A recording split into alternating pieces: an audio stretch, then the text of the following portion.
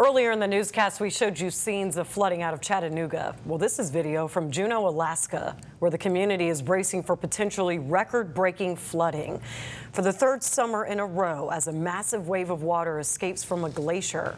A glacial outburst started yesterday, and officials warn it could push the Mendenhall River above 16 feet today. Residents in the danger zone are being urged to evacuate. These floods have become a yearly hazard over the last 14 years, fueled by melting ice linked to higher temperatures and climate change. The waters are expected to recede tomorrow.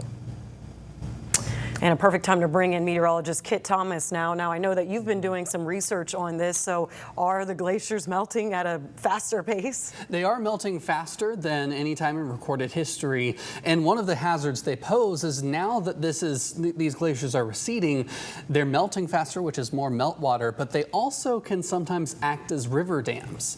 And they have lakes behind them. And now that these glaciers are receding, they are exposing these lakes to flow freely. So now these lakes are draining and they become massive hazards for flooding like this. Always count on Kit to know a fun fact, or not even a fun fact, a serious fact that we all need to pay attention to. And they can also act as a barrier for the canyon walls that they carve. And we're also seeing landslides occurring more frequently. There was a landslide that just happened a little farther away from Juneau than this one. Didn't quite affect Juneau, but there was technically a tsunami that was generated by a landslide from melting glaciers. But a few days ago. But as we look since 1950, the world's annual change of glacier mass has been decreasing dramatically. There are some years where it has increased since 1950, but due to human-caused climate change, glaciers are melting at a very quick rate all around the globe. Well, this camera's broken. I was going to show you downtown Memphis, but let's take a look at temperatures around the area right now. 80 degrees here in Memphis. Most of us are in the 70s, though. The urban heat island effect showing that we're staying a little warmer this evening. All the bricks and concrete and everything helps us stay a little warmer past sunset.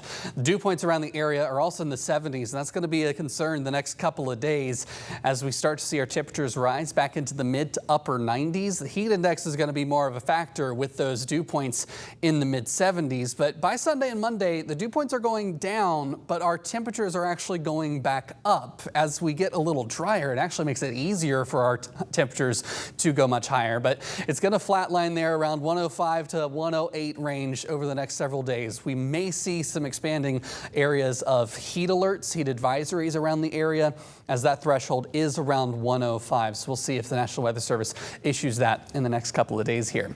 Looking at satellite and radar around the area, we've had a lot of clouds today because we had all those thunderstorms. Those clouds have now risen up into the upper levels of the atmosphere and have cooled down and sort of are staying put this evening. So partly cloudy sky overnight tonight with those showers having made some of these clouds for us. Looking at the radar over the last few hours, though, most of the rain has cleared out of our viewing area. All of this bright green you're seeing is just ground clutter. As we're cooling down, there's sort of an inversion where temperatures should go colder as you go up with height, but they're actually getting warmer from some of the heat release of those storms earlier today. So it's actually bending, sort of like a lens. It's bending the radar beam back down to the surface. Overall, we're going to stay pretty quiet tonight, but we will see more rain showers tomorrow. They're not going to be quite as widespread as we saw today. Just a few pop-up showers here and there. Could be a downpour for you, but most of us will stay dry. We're going to start to be more and more dry over the next couple of days, but still see maybe a pop-up shower or two. In total, we could see some areas get lucky with 1 to 2 inches of rainfall, but most of us are going to be seeing very dry, if not just a couple tenths of an inch of rain. Overnight tonight, a few clouds still lingering around the area, 76 for our low. And tomorrow, again, still scattered thunderstorms. Not everyone will see them, but a high around 94 degrees. Then we start to diminish the rain chances as we get into the weekend. High pressure centering over us.